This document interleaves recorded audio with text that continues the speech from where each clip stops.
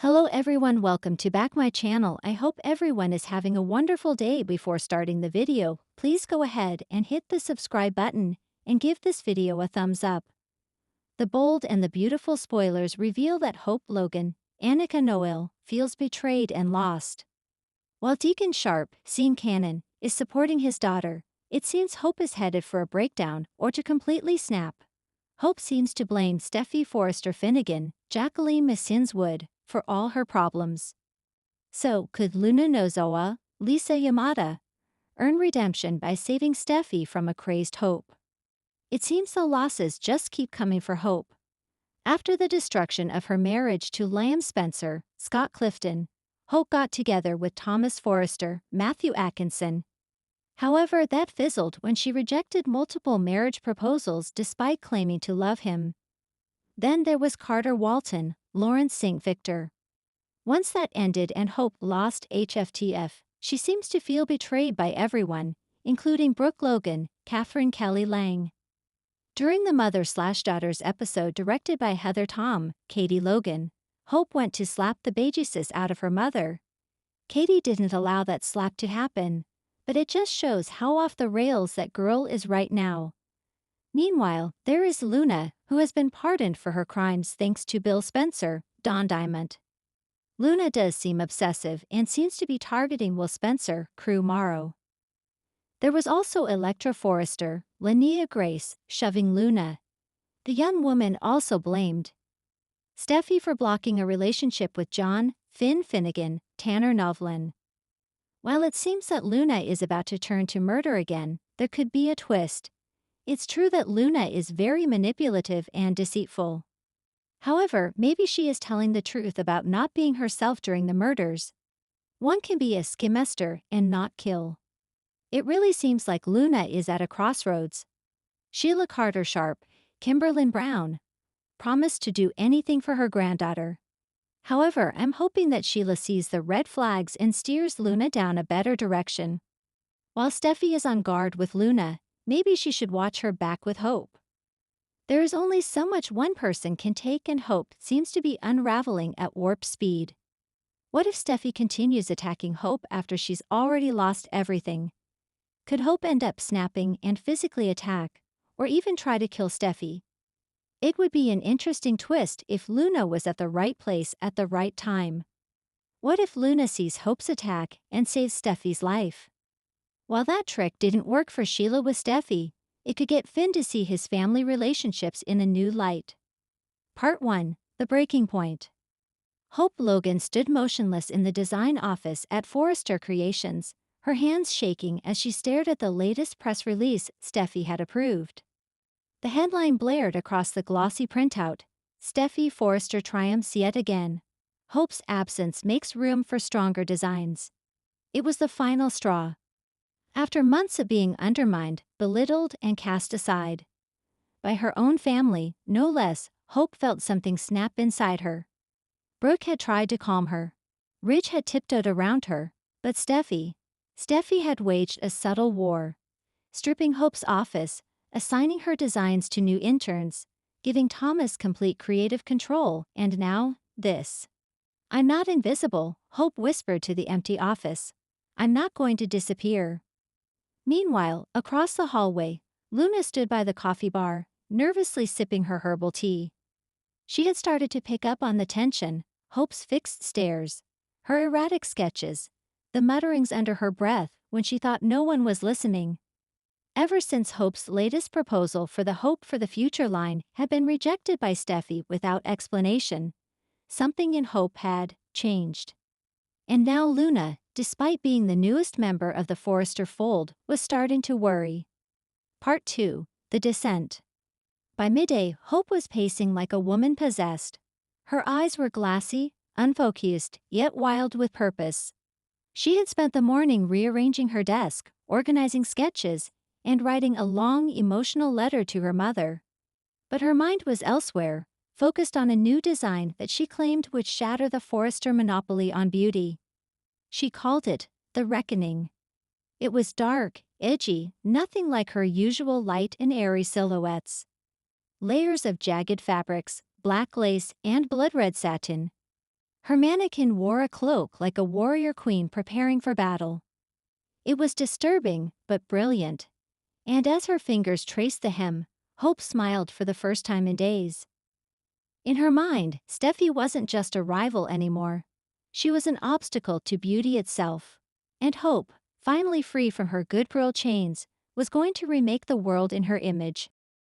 Part 3. Steffi's Warning. Steffi was no fool. She'd noticed the changes in Hope. The silences. The missed meetings. The increasingly bizarre Instagram captions for Hope for the future. She even heard whispers from Donna that Hope had torn up Brooke's cherished wedding dress sketch in a fit of rage.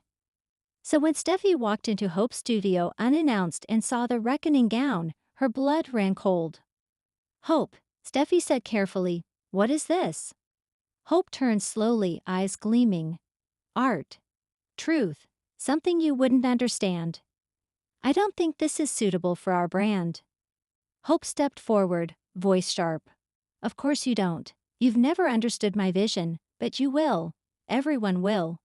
This design is going to be front and center at the next fashion showcase." Steffi shook her head. "You're not well, you need help." Hope laughed.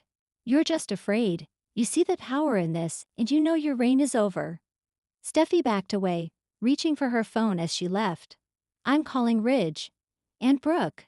Maybe even Taylor. You need to be evaluated before something happens." But something already had. Part 4. Luna sees the signs. That afternoon, Luna overheard Hope talking to herself in the empty design suite. At first, she thought Hope was rehearsing for a press event. But when Luna peeked inside, her heart stopped. Hope was talking to the mannequin, her reckoning queen, like it was a person. Not just talking, whispering threats about Steffi, claiming the gown would punish the wicked, and cleans Forrester Creations in fire. Luna stumbled back into the hallway, panicked. She grabbed RJ and whispered what she'd seen, but RJ brushed it off. "Hope's just stressed," he said. "Steffi's been riding her hard." "No, RJ. This is serious. She's not okay." RJ promised he talked to Brooke. But Luna couldn't shake the dread in her gut. Something dark was brewing, and she wasn't going to wait until it exploded. Part 5. Nightfall. That night, Forrester Creations was empty, except for Hope. She had stayed late, locking the design doors from the inside. She set the stage in the showroom with her masterpiece front and center. Candles lit the runway. Mirrors reflected the eerie silhouette of her queen gown, cloaked in red and black. Hope stood beside it, wearing a matching robe and holding a long golden seam ripper like a scepter. She whispered, "Tonight, you rise." And she falls. Outside, Steffi had returned, summoned by a text from Hope. It had read, "Come alone. I want to show you something. The truth." Curious but cautious, Steffi entered the showroom. "Hope," she called out, her voice echoing in the dimly lit space. "What is this?" Hope stepped out from behind a curtain, her eyes glowing with manic pride. "Welcome, Steffi. You're just in time for your judgment." Part 6. The Confrontation. Steffi tried to remain calm. "Hope, this isn't funny, this whole setup." "It's not a joke," Hope snapped, raising her voice. "This is a reckoning. You've humiliated me, undermined me, treated me like a child." Steffi took a step forward. "Hope, please. Let's talk about this." Hope's voice turned icy. "No, you've talked enough. Now you listen." She stepped aside, revealing the mannequin in full. "She's you, or what you could have been, if you hadn't sold your soul to control and cruelty." Steffi's eyes darted to the seam ripper. "What are you going to do?" Hope walked toward her slowly. "I'm going to cleanse this place. Get rid of the rot, and it starts with you." Suddenly from the side door, Luna burst in. "Hope, no." Part 7. Luna saves Steffi. Hope froze. Luna stepped between the women, her voice trembling but firm. "This isn't you, Hope. You're not a monster. Please, look at me." Hope blinked, her hand trembling. "You're hurt, you feel betrayed. But this isn't the way." Luna said softly, moving closer. You're one of the kindest people I know. Don't let this place change that. Tears welled in Hope's eyes. She took everything from me. No, Luna said gently, you still have your talent, your heart. You can start over, but not like this. Hope collapsed to the ground, sobbing. Steffi exhaled, stunned. She looked at Luna with awe and gratitude. Part 8. The Aftermath. Security arrived minutes later. Brooke came running, holding Hope close as paramedics gently led her away for evaluation. Ridge stood by, shaken. Steffi, still rattled, sat in her office with Luna. You saved my life, she whispered. I don't even know how to thank you. Luna shrugged modestly. I just did what anyone would have done. No, Steffi said firmly. Not anyone. You saw something none of us did. You listened. Later that night, Luna sat alone in the design suite, staring at the reckoning gown. Hope's darkness had manifested in silk and thread. But now it was up to Luna to restore the light. She picked up a sketch pad and began to draw. Part 9. Rebuilding Hope. In the days that followed, Forrester Creations was a storm of whispers and soul-searching. Hope was resting in a mental wellness retreat, undergoing intense therapy and evaluation. Brooke stayed by her daughter's side, while Thomas remained surprisingly quiet, grappling with his own past mental struggles. Steffi initiated sweeping changes across the company. She reinstated hope for the future and offered Luna a senior design role, not just as a gesture of thanks, but because she saw something in Luna, something rare. Ridge and Carter discussed mandatory wellness check-ins for all designers. Fashion is passion, Ridge said. But it shouldn't come at the cost of someone's sanity. Luna became the silent hero of the company, navigating her role with grace. But her thoughts kept drifting to Hope, and the line between brilliance and breakdown. Part 10. Hope returns. Weeks later, Hope returned, stronger, clearer, and more humble. She walked into Forrester Creations with no fanfare, just a soft smile and a gentle hug for her mother. She found Luna in the design room, quietly working. Hope approached her. You saved me. Luna stood. You saved yourself. I just reminded you who you are. Hope smiled, her voice steady. There's so much I still need to figure out, but I was wondering if maybe we could collaborate. Luna blinked, surprised. Really? Hope nodded. I think the next collection should be about healing.